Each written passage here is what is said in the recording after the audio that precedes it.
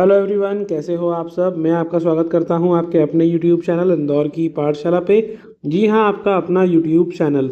और हम लेकर आ गए हैं BCom first year major first का financial accounting most important question plus numerical के इम्पॉर्टेंट टॉपिक आपके लिए। ये आपका 100% सिलेबस कवर करते हैं, साथ ही में लास्ट मिनट रिवीजन के लिए बेस्ट है क्योंकि कल ही आपका एग्ज़ाम है। मैं आपके साथ क्वेश्चन प्लस आंसर दोनों डिस्कस करने वाला हूँ। साथ ही में न्यूमेरिकल के कौन कौन से टॉपिक इंपॉर्टेंट है, कहाँ से डेफिनेटली क्वेश्चन आने वाले हैं, वो भी आपसे डिस्कस करने वाला हूँ। तो गाइज वीडियो बहुत अच्छा होने वाला है। आप जल्दी से लाइक कर दीजिए, अपने सारे दोस्तों में शेयर कर दीजिए, सब्सक्राइब करके रखिए और बेल आइकन जरूर प्रेस करना ताकि कोई वीडियो आपसे मिस ना हो। अच्छा, एक और बात, जिन बच्चों को ये डाउट है कि सर थ्योरी करके पास हो जाएंगे क्या, देखिए थ्योरी से आप पास हो सकते हो लेकिन उसमें बहुत रिस्क है। न्यूमेरिकल आपको करना पड़ेंगे क्योंकि ज़्यादातर एनईपीए जब से आया है, न्यू एजुकेशन पॉलिसी, इस साल बहुत सारे जितने भी एग्जाम्स हुए हैं उनमें न्यूमेरिकल भी काफ़ी आए हैं। लॉन्ग क्वेश्चंस में जहाँ तक है ज़्यादातर चांस है कि न्यूमेरिकल ही पूछे जाएंगे, तो प्लीज़ न्यूमेरिकल पे भी फोकस करना है आपको।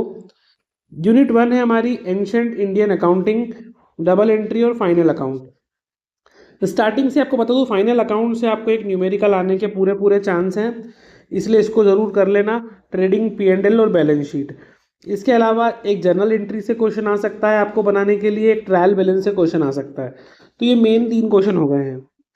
पहला है explain the ancient Indian accounting system, इसमें महाजनी सिस्टम या देशी नामा सिस्टम भी कहते हैं इसको। Discuss its merits, demerits and also compare it with the modern English system. ये आपका मेन क्वेश्चन है।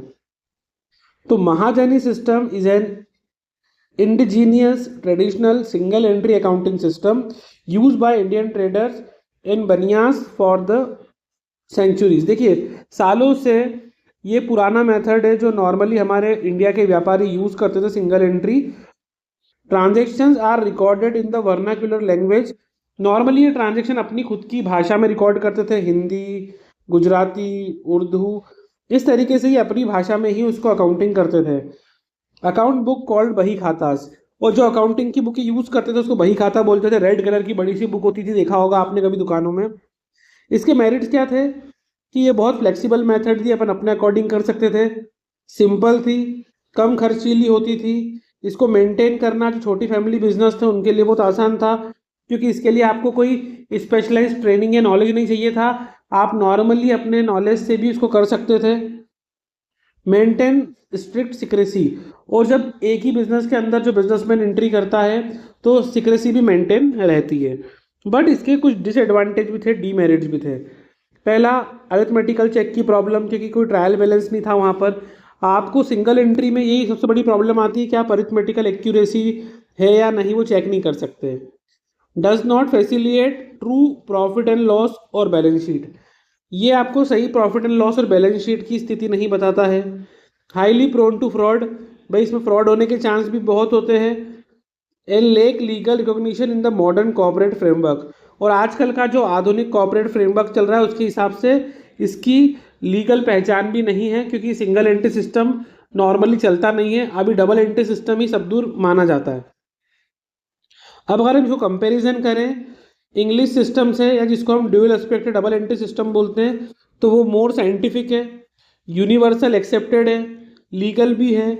इसमें हम ट्रायल बैलेंस का यूज़ करके अरिथमेटिकल एक्यूरेसी चेक कर सकते हैं, बाद में ट्रेडिंग P&L बैलेंस शीट बना के ट्रू फाइनेंशियल पोजीशन पता कर सकते हैं, तो ये ज़्यादा रिलायबल होती है। वहीं महाजनी सिस्टम जो है वो सिंगल एंट्री है, वो लोकल होता है, इसमें पूरा पर्सनल जजमेंट के ऊपर डिपेंड करता है। तो ये था एक पूरा detail question Indian accounting system और मॉडर्न अकाउंटिंग सिस्टम में, जहाँ पर जो मैंने आपको की पॉइंट्स बताए हैं, ये पॉइंट्स को आप पहले लिख के इनको डिटेल में एक्सप्लेन भी कर सकते हो। देखिए, अगर आप कॉलेज के एग्जाम में पास होना चाहते हो तो ये मेक श्योर करना है कि आपको पेजेस भरना पड़ेंगे। बिना पेजेस भरे आप सोचो सर मैंने बहुत अच्छा लिखा है पर मैंने 10 मार्क का क्वेश्चन, 15 मार्क का क्वेश्चन सिर्फ एक ही पेज में लिख दिया, तो उसके नंबर नहीं मिलते हैं। फिर वही 2-3 नंबर मिलेंगे, फिर आपको लगेगा कि सर मेरे को ज़्यादा नंबर आना चाहिए थे, तो ऐसी गलती मत करना। सेकेंड क्वेश्चन है state the basic concept and convention at accounting. अकाउंटिंग के कुछ बेसिक कंसेप्ट और कन्वेंशन होते हैं, आपको वो समझाना है। मैं कुछ आपके लिए लेके आया हूँ, जैसे गोइंग कंसर्न, एक्यूरल या कंजर्वेटिज्म। गोइंग कंसर्न क्या होता है ये ऐसा माना जाता है कि हमारा जो बिजनेस है वो कंटिन्यू करेगा इसके ऑपरेशन को for foreseeable future and will not be liquidated. देखिए, कोई भी इंसान वो बिजनेस शुरू करता है तो यही मानता है ना कि मेरा बिजनेस सालों साल तक चलेगा, कभी उसको लिक्विड करने के बारे में, लिक्विडेट मतलब होता है बंद करने के बारे में या वाइंडिंग अप करने के बारे में नहीं सोचता है। तो गोइंग कंसर्न इसी बात को लेकर चलता है कि हमारा बिजनेस बिल्कुल अनंत काल तक चलेगा, कभी इसको हमको बंद नहीं करना पड़ेगा। सेकेंड कंसेप्ट है हमारा एक्यूरल कंसेप्ट। एक्यूरल कंसेप्ट बहुत सिंपल बातों में डील करता है कि रेवेन्यू और एक्सपेंसेस जब भी होंगे इनको रिकॉग्नाइज करना है व्हेन दे अकर्स, चाहे अर्न हो और इनकर्ड हो, irrespective of when cash is actually received और पेड। यानी कि सिंपल सी भाषा में, अगर कैश मिला हो चाहे ना मिला हो, अगर एक्सपेंसेस या रेवेन्यू हो गए हैं तो आपको रिकॉर्ड करना है, आपको कैश लेने का वेट नहीं करना है। फॉर एग्जाम्पल, आपने किसी का वर्क परफॉर्म कर दिया एडवांस में, अब आपको उधर से पैसे मिलने वाले हैं, है ना, वो हो गई एक्रीव्ड इनकम आपकी, तो उसको भी रिकॉर्ड करो, भले अभी उन्होंने कैश पे नहीं करा है। वैसे ही आउटस्टैंडिंग एक्सपेंसेस होती है, जैसे मान लो कि आपने किसी एम्प्लॉय से काम करवा लिया, नॉर्मली आप सभी लोग जो है वो मंथ के एंड में पैसे देते हैं सैलरी, तो आपने अभी अपने एम्प्लॉय को सैलरी नहीं दी है, तो भले ही अभी आपके पास से कैश नहीं गया बट वो आउटस्टैंडिंग एक्सपेंस आपको उसको भी रिकॉर्ड करना चाहिए। तो ये कौन बोलता है? एक्यूरल कंसेप्ट, कि अगर एक्सपेंसेस हुई है या आपको इनकम हुई है तो आप रिकॉर्ड कर लो, चाहे अभी कैश मिला हो या ना मिला हो। नेक्स्ट है हमारा कन्वेंशन ऑफ कंजर्वेटिज्म, या इसको प्रूडेंस प्रिंसिपल भी बोलते हैं। ये आपको सिर्फ इतना आइडेंटिफाई करता है कि अगर फ्यूचर में कोई लॉस होने वाले हैं ना तो उसको आज ही एंटिसिपेट कर लो, लेकिन अगर फ्यूचर में कोई प्रॉफिट होने वाला है तो उसको हमको आज कभी एंटिसिपेट नहीं करना है। सर इसका मतलब क्या होता है? सिंपली मतलब है कि देखो, आपके माता पिता आपकी आने वाले जो भी आप हायर स्टडीज़ के लिए जाने वाले हो उसके लिए पहले से ही पैसा इकट्ठा करना शुरू कर देते हैं, मतलब कि उनको पता होता है ना कि फ्यूचर में ये खर्चा करना पड़ेगा। तो ये एंटिसिपेटेड लॉस होता है कि फ्यूचर के लिए अभी से जो है जो लॉसेस या जो एक्सपेंसेस होने वाले हैं आप उनको अभी से एंटिसिपेट करके सेविंग करना स्टार्ट कर देते हैं। लेकिन फ्यूचर में कोई प्रॉफिट होने वाला है, जैसे कि आप फ्यूचर में अर्निंग करोगे, ये सोच के मैं आज एक्सपेंसेस नहीं कर सकता। तो फ्यूचर में होने वाले प्रॉफिट को हमको अभी से एंटिसिपेट नहीं करना है, पर फ्यूचर में कोई एक्सपेंसेस होने वाले हैं तो उनको आज एंटिसिपेट करके रख लो। जैसे हम नॉर्मली बाहर टूर पे जाते हैं, पिकनिक पे जाते हैं, या आपने कभी फैमिली ट्रिप करी हो, तो हम क्या करते हैं, पहले से एक बजट बना लेते हैं और हम ये कोशिश करते हैं कि थोड़ा ज़्यादा ही बनाएं, ताकि अगर मान लो खर्चे कम होते तो अच्छा है, पैसे बच जाएंगे। लेकिन अगर हम जानबूझ के कम कम बनाएंगे, अगर एक्स्ट्रा पैसे लग गए तो प्रॉब्लम आती है ना। लेकिन कहीं से इनकम होने वाली है और उसको अगर आपने अभी से एस्टिमेट करके दूसरे खर्चे करना स्टार्ट कर दिए और मान लो वो इनकम नहीं हुई, तो फिर हम प्रॉब्लम में फंस सकते हैं। नेक्स्ट है हमारा न्यूमेरिकल कंसेप्ट। यहाँ पे आपको एक सवाल भी करवाऊंगा मैं जनरल एंट्री का, golden rule of accounting and journalising. देखिए, अकाउंटिंग में मेनली 3 अकाउंट को हमने डिवाइड करा है, पर्सनल, रियल और नॉमिनल। पर्सनल अकाउंट में क्या क्या आता है? जिसका भी नाम होता है, जिसकी आइडेंटिटी होती है, हम जिस पे केस कर सकते हैं और वो हम पे केस कर सकता है, उसको बोलते हैं पर्सनल अकाउंट। सिंपल सी बात है, मैं क्या बोला मैंने, जिसका नाम हो, कोई आइडेंटिटी हो, हम जिस पे स्यू कर सके और टू बी स्यूड, और वो भी हम पे केस कर सके। जैसे कि मैंने बोला कोई भी नाम, बैंक हो गया कोई सा, मान लो अपन ने लिया BOI बैंक ऑफ इंडिया या SBI state bank of India, कोई भी बैंक हुआ, इनका नाम होता है, इनकी आइडेंटिटी होती है। अगर आपने बैंक में पैसा जमा करा है, एज इन सेविंग अकाउंट खुलवा के आपने पैसे जमा कर दिया, और मान लो आपके अकाउंट से पैसा गायब हो जाए, तो आप बैंक के पास जा सकते हो ना लेने के लिए, या फिर अगर आपने बैंक से लोन लिया, टाइमली पे नहीं करो, तो बैंक भी आप पे स्यू कर सकता है। तो ऐसी कोई भी चीज़ जिनका नाम होता है, आइडेंटिटी होती है, वो सारे पर्सनल अकाउंट में जाते हैं। रियल अकाउंट क्या होता है? रियल अकाउंट में नॉर्मली एसेट्स आती हैं हमारी, कैश वगैरह आता है, ठीक है। और नॉमिनल अकाउंट में क्या आता है? सारे एक्सपेंसेस, लॉसेस, इनकम और गेन, ये हमारे नॉमिनल अकाउंट्स में जाते हैं। जैसे कोई भी रेंट हुआ, सैलरी हुआ, डिस्काउंट हुआ, बोनस हुआ, कमीशन हुआ, ये नॉमिनल अकाउंट में। रियल अकाउंट के बेटा एग्जांपल मैंने आपको बताया ना, जैसे कैश हुआ, मशीन हुआ, बिल्डिंग हुआ, प्लांट हुआ, तो ये सारी चीज़ें रियल अकाउंट में जाती है। अब पर्सनल अकाउंट का रूल क्या होता है? Debit the receiver, credit the giver, यानी हिंदी में इसको बोलते हैं पाने वाले को नाम है, देने वाले को जमा। हाँ, ऐसे ही शब्द है हिंदी में, क्या कर सकते हैं। Real account, debit what comes in, credit what goes out. Business में आने वाली चीज़ों को डेबिट करो और जाने वाली चीज़ों को क्रेडिट कर दो। नॉमिनल अकाउंट का रूल है debit all expenses and losses, credit all incomes and gains. तो ये आपके नॉर्मल रूल्स है। अब इनको अकाउंटिंग में कैसे अप्लाई करते हैं, जनरल एंट्री कैसे करते हैं, उनके बारे में देख लेते हैं। यह एक छोटा सा क्वेश्चन लिया है मैंने न्यूमेरिकल समझाने के लिए। Commenced business with cash. Commenced business या इसको बोलते हैं बिजनेस स्टार्ट विद कैश। आपने बिजनेस को स्टार्ट किया है। जब भी आप बिजनेस स्टार्ट करते हो, कमेंस्ड करते हो, तो यहाँ पर आप कैश लेकर आए हो, जो भी लेकर आए हो कैश के अलावा, तो आप उसको डेबिट कर दोगे। तो मैं यहाँ लिखूंगा कैश अकाउंट डेबिट। ठीक है। अब टू में हमेशा क्या आता है, कैपिटल, क्योंकि बिजनेस के ऑनर का नाम हम इंटर नहीं करते तो उसके बदले कैपिटल वर्ड यूज करते हैं।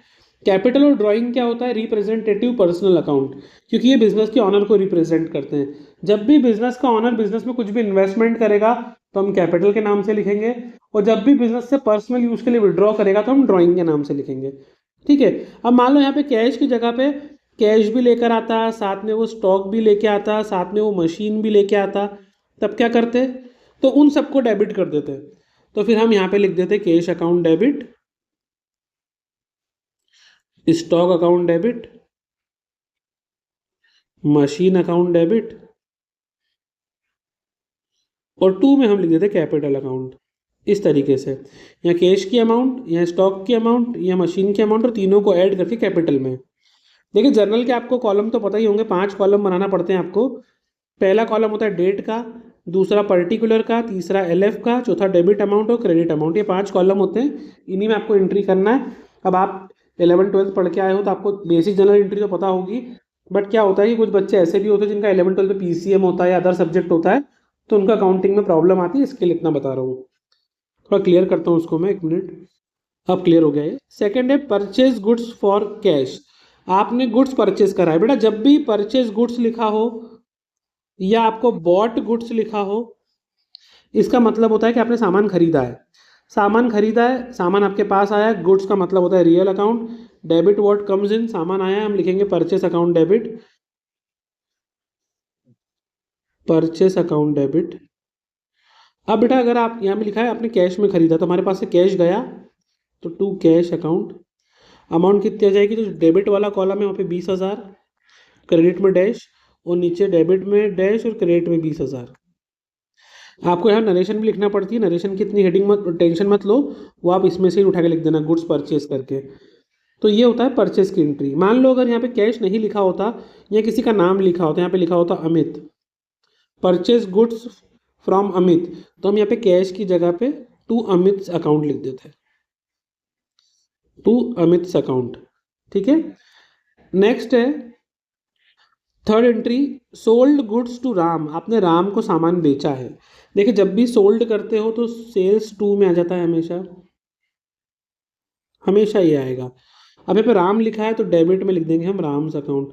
देखिए हम डेबिट और क्रेडिट में क्यों लिख रहे हैं, क्योंकि हम डबल एंट्री सिस्टम फॉलो कर रहे हैं। तो एक अकाउंट डेबिट होगा तो करस्पॉन्डिंग अकाउंट उसका क्रेडिट भी होगा। तो यहाँ पे 10,000 की एंट्री डेबिट में और 10,000 की एंट्री क्रेडिट में। नरेशन आ जाएगा गुड्स सोल्ड। ठीक है। अगर यहाँ पे राम की जगह कैश लिखा होता तो हम यहाँ पे भी कैश अकाउंट डेबिट कर देते, राम नहीं लिखते।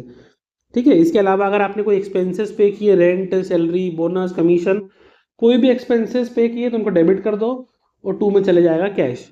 जैसे अगर रेंट पे करा है तो rent account debit to cash, commission pay करा है तो commission account debit to cash, अगर आपने चेक से पे किया है तो टू बैंक भी लिख सकते हैं। तो इस तरीके से एंट्री होती है बेसिक। बाकी फिर भी अगर आपको लगेगा तो मैं एक वीडियो इसके डिस्क्रिप्शन बॉक्स में भी आपको उसकी लिंक दे दूंगा, साथ में कमेंट बॉक्स में भी दे दूंगा, उसमें इसके मैंने न्यूमेरिकल एक्सप्लेन किए, तो आप जाकर एक बार न्यूमेरिकल भी देख सकते हैं। गए हैं हमारी यूनिट 2 पे, depreciation and royalty account. Very very important unit है ये।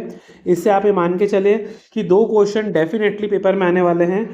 पहला, what is depreciation, discuss the straight line method and return down value method and explain accounting standard 6 relevance. देखिए डेप्रीसिएशन का मतलब क्या होता है। डेप्रीसिएशन का मतलब होता है कि जब भी आप कोई फिक्स्ड एसेट्स खरीदते हैं, कौन सी एसेट्स, फिक्स्ड एसेट्स।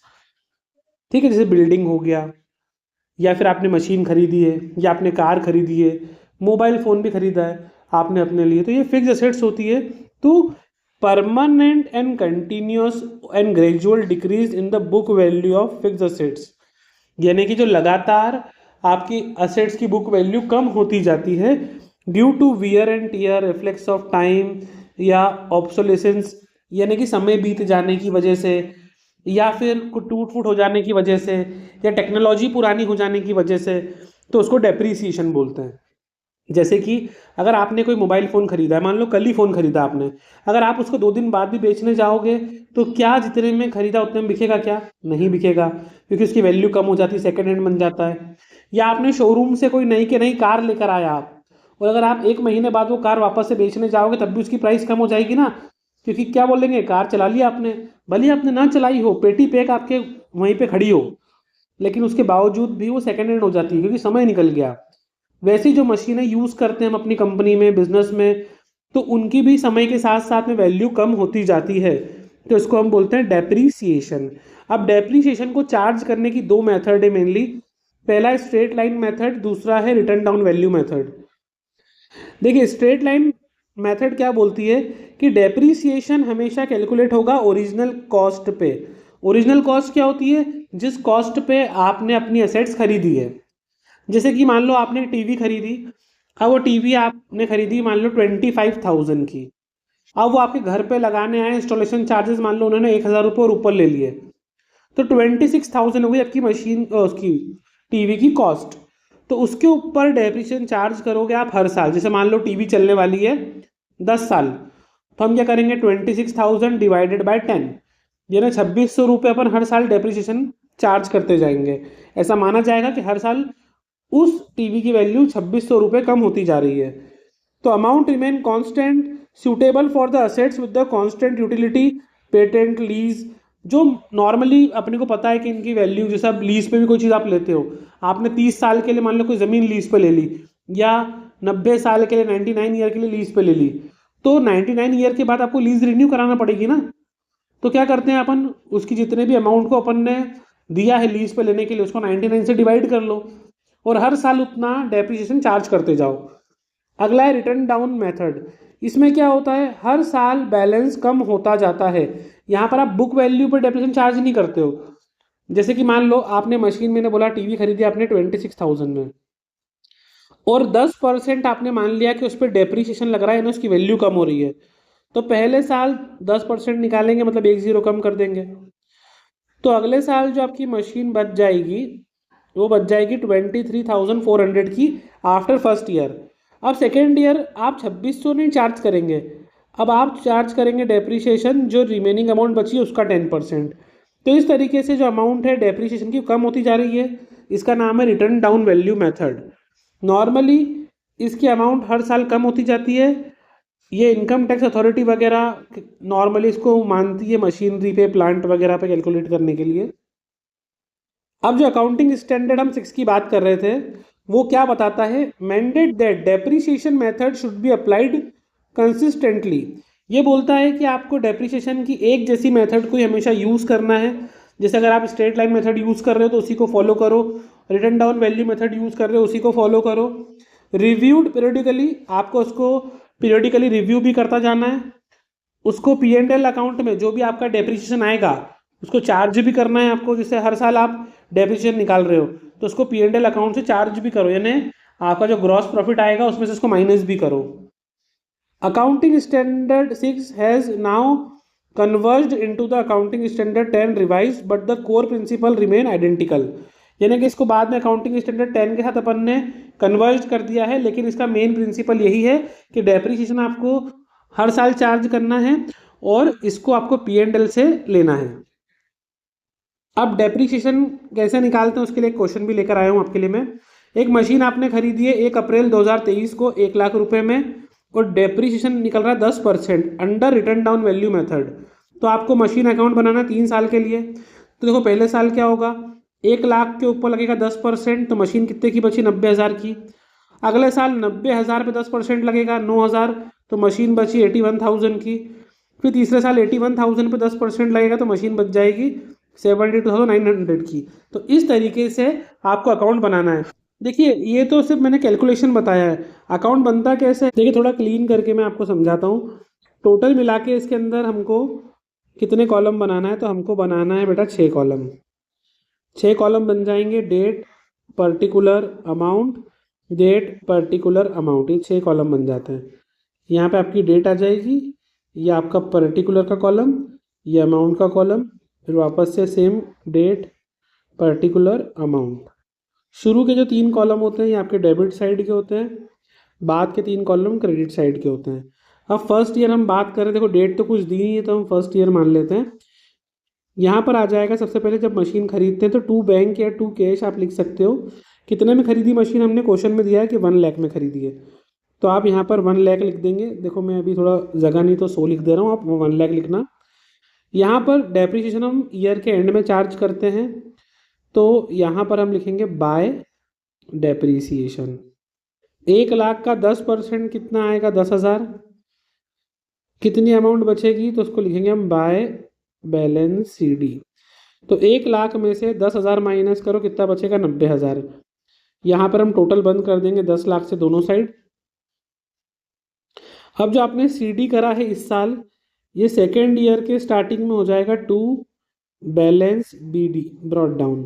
कितना, ये 90,000 यहाँ पे लिख दिया आपने। अगले साल वापस से सेम प्रोसीजर बाय डेप्रीसिएशन। अब इस 90,000 पे 10% निकालेंगे, कितना आएगा, 9,000। 90,000 में से 9,000 गए तो इस साल बैलेंस कितना बच जाएगा, हमको पता है 81,000 बच जाएगा। फिर वापस से टोटल बंद कर दो जैसे ऊपर करा था। सेम प्रोसेस नेक्स्ट ईयर भी फॉलो करना है, 3 साल में आपका अकाउंट क्लोज हो जाएगा। तो इस तरीके से हम बनाते हैं मशीन अकाउंट। ठीक है guys. Question very very important, what is royalty, explain short working, recoupment and minimum rent. Very very important. Royalty से एक न्यूमेरिकल आपको 100% पेपर में आएगा। रॉयल्टी का न्यूमेरिकल भी मैं अपनी वीडियो में एक्सप्लेन कर चुका हूँ, जिसकी लिंक मैं डिस्क्रिप्शन बॉक्स में दे दूंगा और कमेंट में भी पिन कर दूंगा। Royalty account, periodic payment made by lessee to a landlord for exploiting a wasting assets like mine, oil wells, patent based on the output और सेल। देखिए क्या होता है रॉयल्टी, मान लो कि किसी व्यक्ति ने किसी लैंडलॉर्ड से कोई माइन लीज पे ले ली, अब वो कोल माइनर वहाँ से वो कोल निकालता है, तो हमको जो उसको पे करना पड़ता है उसको रॉयल्टी बोलते हैं, है ना। या फिर आप किसी का पेटेंट यूज़ कर रहे हो तो उसको जो पैसे देते हैं उसको रॉयल्टी बोलते हैं। अब इसमें मिनिमम रेंट क्या होता है, इसको डेड रेंट भी बोलते हैं। The guaranteed minimum amount payable to the landlord irrespective of actual output. देखिए क्या होता है कि कितना कोल माइन से कोल निकाल रहे हो वो अलग बात है, लेकिन आप एक मिनिमम रेंट तो सामने वाले को पे करते ही करते हो, है ना, कि आपको इतना अमाउंट तो देंगे ही देंगे, वो होता है मिनिमम रेंट। नेक्स्ट है शॉर्ट वर्किंग। क्या होती है, the excess of minimum rent over the actual royalty. मतलब जहां पर आपका मिनिमम रेंट जो है वो एक्चुअल रॉयल्टी से ज़्यादा है। और रिकव्ड अमाउंट क्या होता है, the right of the lessee to recover past short working out of the future surplus royalty within the stipulated period. Unrecouped short working is transfer to P&L account. देखिए मान लो कि आपको ऊपर कोई शॉर्ट वर्किंग आ गई होगी, तो आप उसको सेट ऑफ कर सकते हो अपने प्रॉफिट में से, तो उसको बोलते हैं आप रिकपमेंट। अब इसको समझने के लिए जो मैंने न्यूमेरिकल बताया, अगर आप वो कर लोगे तो काम हो जाएगा आपका। ठीक है, उसको एक बार आप अच्छे से कर लेना। मिनिमम रेंट समझ में आ गया, वो अमाउंट जो आपको पे करना ही करना है। और एक्चुअल रॉयल्टी क्या होती है कि जैसे मान लो अपन ने बोला कि हम रॉयल्टी दे रहे हैं, ये एग्जाम्पल है ना, 5 रुपीज़ पर टन, ये हम रॉयल्टी पे कर रहे हैं। तो मान लो उन्होंने 100 टन्स निकाला, तो 5 रुपीज़ से मल्टीप्लाई करके उनकी अमाउंट क्या हो जाएगी, 500। ये हो गया उनका एक्चुअल रॉयल्टी।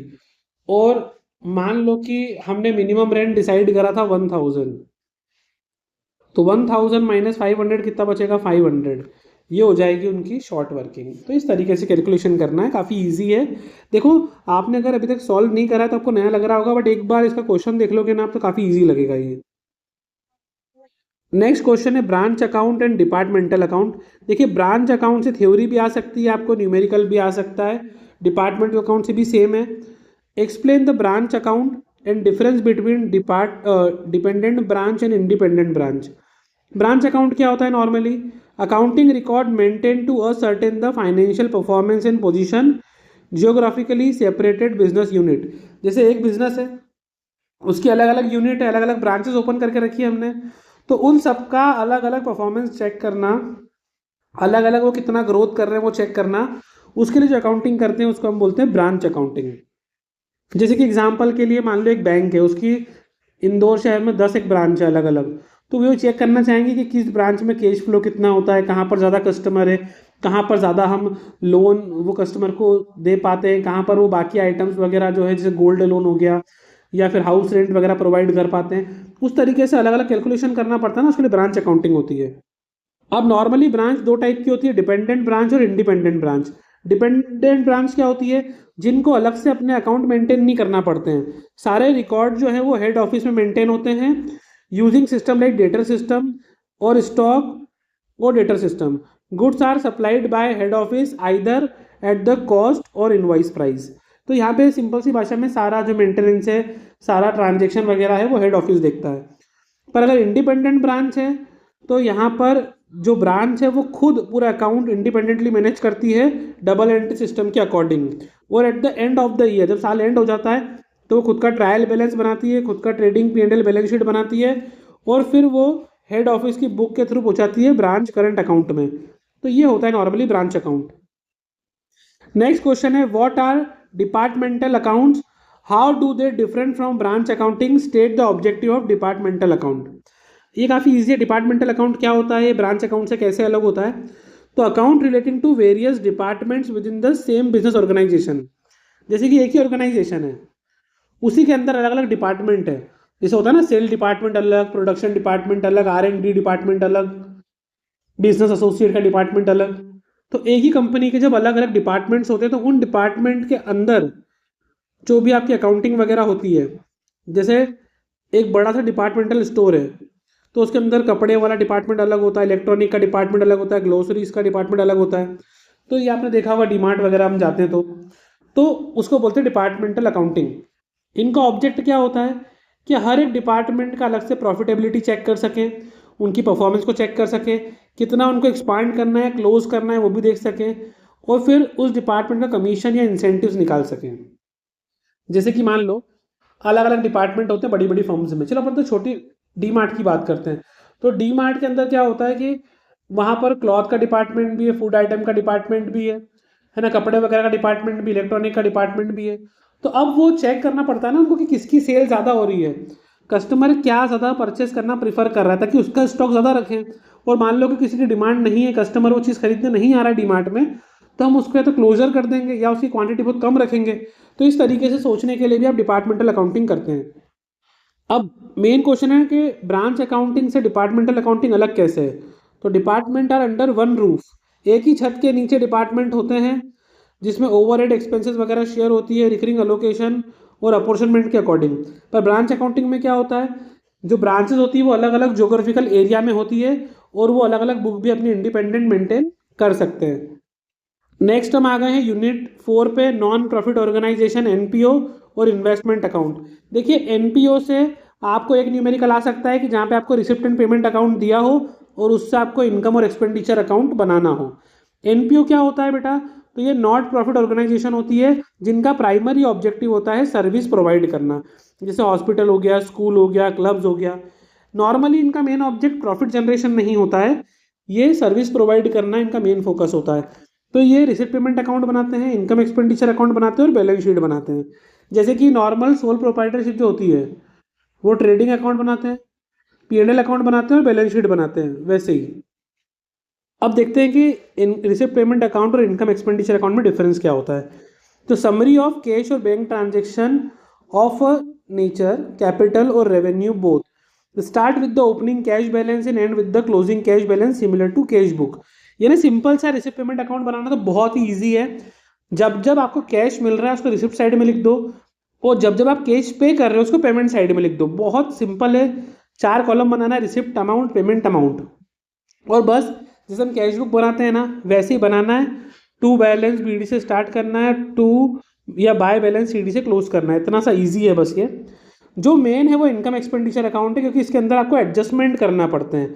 नॉर्मली ये P&L अकाउंट जैसा होता है, अगर आपने P&L अकाउंट बनाया होगा उसके जैसा ही बनता है। इसमें कुछ एडजस्टमेंट होते हैं जैसे आउटस्टैंडिंग एक्सपेंसेस, प्रीपेड एक्सपेंसेस, वो बताऊंगा अभी डिटेल में आपको मैं। Record only revenue item of current year on accrual basis, show surplus and deficit. इसमें नॉर्मली क्या होता है, सरप्लस और डेफिसिट निकालते हैं, इसमें एक्यूरल ट्रांजेक्शन को भी रिकॉर्ड करते हैं। देखो रिसिप्ट पेमेंट अकाउंट में कैश आना चाहिए तभी लिखेंगे, या फिर कैश जाना चाहिए तभी लिखेंगे, उसमें एक्यूरल बेसिस फॉलो नहीं करते, उसमें हम कैश बेसिस फॉलो करते हैं।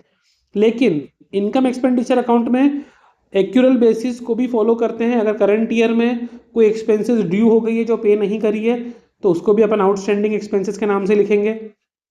समझ में आ रहा है ना आपको? तो उस तरीके से रिकॉर्ड करना है। और प्रीपेड एक्सपेंसेस वगैरह होगा, उनका भी एडजस्टमेंट करना पड़ेगा।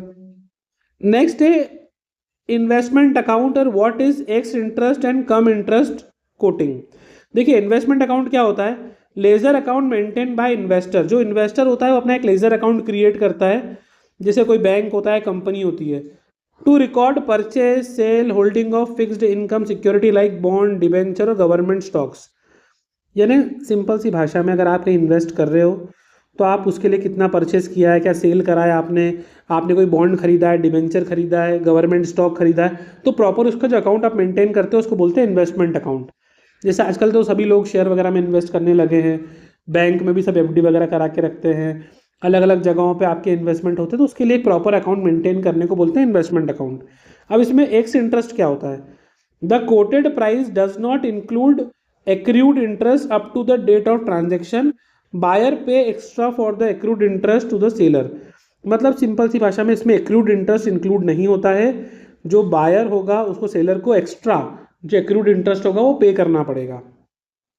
और कम इंटरेस्ट प्राइस क्या होती है, जो कोटेड प्राइस है उसमें इंटरेस्ट ऑलरेडी एक्रूडेड है, तो बायर जो लमसम पे करता है उसी के अंदर उसकी इंटरेस्ट की अमाउंट भी आ जाती है, जो सेपरेटली इंटरेस्ट अकाउंट में क्रेडिट हो जाती है।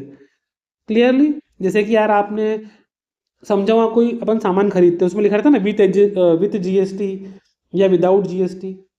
तो विदाउट जीएसटी वाला है, मतलब जीएसटी आपको अलग से पे करना है, तो वो एक्स इंटरेस्ट उस टाइप का होता है। और कम इंटरेस्ट क्या होता है, विद जीएसटी वाला, कि ये अमाउंट में टैक्स वगैरह सब जुड़ा हुआ है, तो उस तरीके से ये होता है। अब हम आ गए यूनिट 5 पे, कंप्यूटराइज्ड अकाउंटिंग सिस्टम और टेली ईआरपी और prime. Very very important, 2 question आप इससे भी उम्मीद कर सकते हो पेपर में आने की।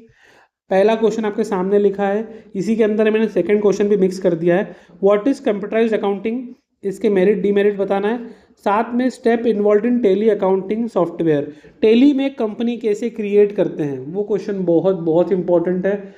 ये मान के चलो कि पेपर में आने ही वाला है कि how we create company in Tally, या बिल्कुल कर लेना, छपेगा ही पेपर में। तो कंप्यूटराइज्ड अकाउंटिंग क्या होती है, तो processing of financial transaction using accounting software to generate real time financial statement. आजकल जो हम अकाउंटिंग करते हैं नॉर्मली कंप्यूटर पे ही होती है सब जगह पे, ताकि उससे जो रियल टाइम हम उसको फाइनेंशियल स्टेटमेंट चेक कर सकें, उसको बोलते हैं कंप्यूटराइज्ड अकाउंटिंग। जहाँ पर हम कंप्यूटर का या इलेक्ट्रॉनिक डिवाइस का यूज़ करते हैं, इसमें अलग अलग सॉफ्टवेयर्स वगैरह आते हैं जिनको हम यूटिलाइज कर सकते हैं। इसके फ़ायदे क्या है, हाई प्रोसेसिंग स्पीड, जल्दी इसमें प्रोसेस होता है, अरिथमेटिकल एक्यूरेसी वगैरह हो जाती है, उसमें कोई अरिथमेटिकल एरर होने के चांस नहीं होते हैं, इसमें ऑटोमेटिक रिपोर्ट जनरेट हो जाती है, स्केलेबिलिटी होती है, इन्हांस डाटा सिक्योरिटी, और डाटा सिक्योर भी रहता है। देखिए कंप्यूटराइज अकाउंटिंग जब होती है ना, तो आपको मैन्युअली सारी एंट्री नहीं करना पड़ती है। एक बार आपने वाउचर इंटर कर दिए या आपने परचेज सेल वगैरह की जनरल एंट्री भर दी उसके अंदर, तो automatic trading, P&L, balance sheet सब तैयार हो जाता है। तो काफ़ी टाइम भी बचता है, स्पीड भी होती है, एक्यूरेसी भी होती है, और आप क्विक रिपोर्ट जनरेट कर सकते हैं। साथ में अगर कोई एरर हुई तो करेक्ट करना भी आसान होता है। वहीं पे अगर बात करूँ इसे कुछ डीमेरिट्स की, तो वही साइबर थ्रेट्स होता है, कई बार मालवेयर्स वगैरह आ सकते हैं, कंप्यूटर सिस्टम में क्रैश हो सकता है, सॉफ्टवेयर या हार्डवेयर क्रैश हो सकते हैं। इसके लिए बहुत ज़्यादा आपको ट्रेनिंग चाहिए और इंस्टॉलेशन कॉस्ट भी बहुत लगती है, सॉफ्टवेयर वगैरह ख़रीदना पड़ते हैं आपको, फिर एम्प्लॉय को ट्रेंड भी करना पड़ता है, काफ़ी एक्सपेंसिव भी होता है वो। अब ये पूरी स्टेप मैंने दे रखी है कि आप टैली में कैसे कंपनी क्रिएट करते हैं। तो क्रिएटिंग अ कंपनी, पहले आपको एक नाम इंटर करना पड़ता है, एड्रेस इंटर करना पड़ता है, फाइनेंशियल ईयर बिगिनिंग और करेंसी वगैरह डालना पड़ती है। जैसे कि अगर हम इंडिया में कंपनी बना रहे हैं, तो मान लो जैसे हमारी कंपनी बना रहे हैं इंदौर की पाठशाला, वो लिख दिया मैंने, एड्रेस उसमें मेरा इंदौर का डाल दिया। फाइनेंशियल ईयर अभी क्या चल रहा है, 1 अप्रैल 2026, वो डाल दिया, और करेंसी हमारी रुपीज़ में चलती है वो डाल दिया। अब क्रिएटिंग लेजर एंड ग्रुप्स कैसे क्रिएट करते हैं, तो उसमें जो जो अकाउंट है उनके हम हेड वगैरह डाल देते हैं, स्टैंडर्ड प्री डिफाइंड ग्रुप्स होते हैं, जैसे डेटर हुआ, क्रेडिटर हुआ, एक्सपेंसेस हुआ, कैपिटल हुआ, उनमें हम उन अकाउंट को क्रिएट कर देते हैं लेज़र। फिर वाउचर एंट्री करते हैं हम, है ना, जैसे रिसिप्ट है कि पेमेंट है कि कॉन्ट्रा एंट्री है, जर्नल है, सेल है, परचेस है, इस तरीके के वाउचर्स होते हैं। जिन्होंने भी अगर कभी टेलिंग सीखा या चलाया तो उनको पता होगा। और जनरेटिंग रिपोर्ट्स, इसमें हम रिपोर्ट बना सकते हैं, trial balance, P&L, balance sheet, और उसके लिए अपने को मैन्युअली पोस्टिंग नहीं करना पड़ती।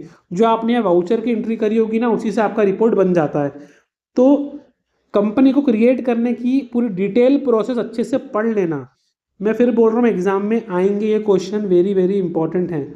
ये थी कुछ थ्योरी कंसेप्ट। अब मैं बताने वाला हूँ कौन कौन से न्यूमेरिकल आपके लिए वेरी वेरी इंपॉर्टेंट है। अब जल्दी से मैं आपको एक बार रॉयल्टी अकाउंट का जो मैंने बोला था टेबल बनाने का, वो सिखा देता हूँ। जैसे क्वेश्चन है कि मिनिमम रेंट है आपका 10,000 पर ईयर, रॉयल्टी आप 2 रुपीज़ पर टन ले रहे हो। देखो ये एस्टिमेटेड क्वेश्चन है, एग्जाम में ऐसा ही क्वेश्चन आएगा, आपको वैल्यू चेंज वगैरह मिल सकती है। शॉर्ट वर्किंग अगर कोई होती है, शॉर्ट वर्किंग मैंने आपको बताया, जहाँ पे आपका मिनिमम रेंट एक्चुअल रॉयल्टी से ज़्यादा होगा, तो 3 साल में आप उसको रिकवर्ड कर सकते हो। आउटपुट आपका दे रखा है कि पहले साल आपने 2,000 टन निकाले, दूसरे साल 4,000 टन, तीसरे साल 6,000 टन, चौथे साल 5,000 टन। इस तरीके से आपको पहले टेबल क्रिएट करना है। टेबल से सारा क्वेश्चन है, बाकी जनरल एंट्री करना पड़ती है। तो पहले तो हमने सारे ईयर लिख लिए, आउटपुट लिख लिए, रॉयल्टी निकाल ली। रॉयल्टी कैसे निकलेगी, 4, जिसे जो भी आपके आउटपुट है इनको 2 से मल्टीप्लाई करना है, क्योंकि रॉयल्टी 2 रुपये है। तो आपको 2 से मल्टीप्लाई करना है, 4 2 ज़ा 8, सर 2 2 ज़ा 4, 4 2 ज़ा 8, 6 2 ज़ा 12 और 5 2 ज़ा 10। ये आपकी रॉयल्टी बन गई। मिनिमम रेंट 10,000, ये सब दूर 10,000 आ जाएगा। शॉर्ट वर्किंग क्या होती है, जहाँ पे आपका रेंट जो है रॉयल्टी से ज़्यादा है। तो पहले साल रेंट आप 10,000 है मिनिमम, रॉयल्टी मिल रही है 4, तो 6,000 शॉर्ट वर्किंग आ गई। यहाँ पे भी रेंट 10,000 है, रॉयल्टी मिल रही है 8, तो 2,000 शॉर्ट वर्किंग आ गई। अब उसके बाद आप आ गए, तो यहाँ पे क्या हो गया कि एक्चुअल रॉयल्टी 12 है, रेंट कितना है 10, तो ये 2,000 सरप्लस में चलेगी आपका। तो 4th ईयर में एक्चुअल रॉयल्टी भी 10 है, रेंट भी 10 है, तो 0 हो गया ये वाला। ठीक है। अब रिकव्ड कब तक कर सकते हैं अपन, फर्स्ट 3 ईयर्स। रिकव्ड का मतलब होता है जो शॉर्ट वर्किंग हुई है उसको आप रिकवर कर सकते हो, तो वो हम सरप्लस में से ही रिकवर कर सकते हैं। शॉर्ट वर्किंग टोटल हुई है हमारी 8,000 की, पर सरप्लस में कितना आया, सिर्फ 2,000, तो हम 2,000 एडजस्ट कर लेंगे। इस 8,000 में से 2,000 हमने एडजस्ट कर लिए, तो जो 6,000 बच गए अनरिकव्ड हो गए, वो हम P&L अकाउंट में डाल देंगे। ठीक है। और ये अमाउंट पेड टू लैंडलॉर्ड वही 10,000 आ जाएगा आपका। ठीक है। तो ये इजी था, जो आप कर सकते हो। टेबल बनाना काफ़ी इजी है। इसके लिए मैं एक न्यूमेरिकल और डिस्कस किया है वीडियो में, वो ज़रूर देख लेना आप। इसके अलावा डिपेंडेंट ब्रांच अकाउंट वाला क्वेश्चन आ सकता है, जो मैंने आपको बोला डिपेंडेंट ब्रांच अकाउंट। ये अगर आपको आता है तो बना लेना इसको, काफ़ी इजी है ब्रांच अकाउंट बनाना, एक बार देख लेना। अगर नहीं टाइम हो तो एटलीस्ट रॉयल्टी अकाउंट तो करके ही जाना, बिल्कुल 100%। जर्नल एंट्री करके जाना, फाइनेंशियल अकाउंट करके जाना, वो पेपर में आते ही हैं। और last question, receipt and payment account से इनकम एक्सपेंडिचर अकाउंट बनाना, वेरी इंपॉर्टेंट। 15 मार्क का क्वेश्चन आ सकता है इसमें से भी। इसमें क्या क्या एडजस्टमेंट करना होते हैं कि जो आउटस्टैंडिंग एक्सपेंसेस है उनको करंट एक्सपेंसेस में ऐड कर दो, कोई प्रीपेड करा है तो उसको माइनस कर दो, आउटस्टैंडिंग या एक्रूड इनकम है तो इसको ऐड कर दो, कोई सब्सक्रिप्शन आपने एडवांस में लिया है तो उसको माइनस कर दो। डेप्रीसिएशन और कैपिटलाइजेशन, तो कैपिटलाइज फिक्स असेट्स या donation as per instruction, depreciation आपको इनकम एक्सपेंडिचर अकाउंट में डेबिट साइड में चार्ज करना है। तो ये कुछ रूल होता है, जैसे कि मान लो सैलरी देना थी, क्योंकि आपके यहाँ भी भाई लोग तो काम करेंगे ना, अगर आपने हॉस्पिटल भी खोला है तो लोग तो काम करेंगे वहाँ पे, तो आपको उनको सैलरी देना थी, आपने नहीं दी है, तो उसको आउटस्टैंडिंग सैलरी के नाम से सैलरी में ऐड करना पड़ेगा। अगर आप पहले से पे कर चुके हो, प्रीपेड है, आपने एडवांस दे रखी, तो उसको माइनस करना पड़ेगा। एक्रूड इनकम का मतलब होता है कहीं से आपको इनकम हुई है, मेंबरशिप ली है किसी ने, जो आपने रिकॉर्ड नहीं करी है तो वो रिकॉर्ड करना पड़ेगी, तो वो तरीके से एडजस्टमेंट होता है। तो एक क्वेश्चन ट्राई कर लेना। तो guys, financial accounting with adjustment, journal entry, trial balance, royalty account, branch account और NPO, ये 6 टॉपिक वेरी इंपॉर्टेंट है। साथ में डेप्रीसिएशन, डेप्रीसिएशन भी काफ़ी इंपॉर्टेंट है। जितने टॉपिक मैंने आपको बताए हैं इनसे न्यूमेरिकल बिल्कुल आएंगे। आप ये मान के चलो कि 5 से 6 न्यूमेरिकल पेपर में एक्सपेक्टेड है कि आएंगे लॉन्ग्स में। तो वो अगर आप अच्छे नंबर लाना चाहते हो या आप बिल्कुल बिना टेंशन के पास होना चाहते हो तो खास न्यूमेरिकल कर लेना। है ना। नॉर्मली ट्रायल बैलेंस बनाना आसान है, जर्नल एंट्री इजी हो जाती है, P&L account, profit and loss, final account भी आसान है, रॉयल्टी बहुत इजी है, एक बार टेबल बना के खुद से देख लो, और जर्नल एंट्री तो रटना है इसकी, बिल्कुल छाप दो अमाउंट जाके, वो भी काफ़ी इजी होती है। हाँ, थोड़ा ब्रांच अकाउंटिंग में प्रॉब्लम आ सकती है, या इनकम एक्सपेंडिचर अकाउंट बनाने में। अगर आपको P&L अकाउंट बनाना आता है एडजस्टमेंट वाला, तो इनकम एक्सपेंडिचर अकाउंट भी आप बना लोगे। नहीं आता है तो ज़्यादा फोकस थ्योरी पे करो, ठीक है, वो कंप्लीट हो जाता है, देन आप दूसरे भी क्वेश्चन कर सकते हो। एक बुक कीपिंग और अकाउंटेंसी का डिफरेंस जो आप छोटी क्लास से पढ़ते आ रहे हो वो कर लेना, जर्नल और लेजर में डिफरेंस पढ़ लेना, वो भी इंपॉर्टेंट है। ठीक है गाइस, तो ऑल द वेरी बेस्ट। अगर आपको इसका PDF चाहिए तो वो आप प्लीज़, उसकी पूरी प्रोसेस में कमेंट में डाल दूंगा, आप मुझे बता सकते हैं।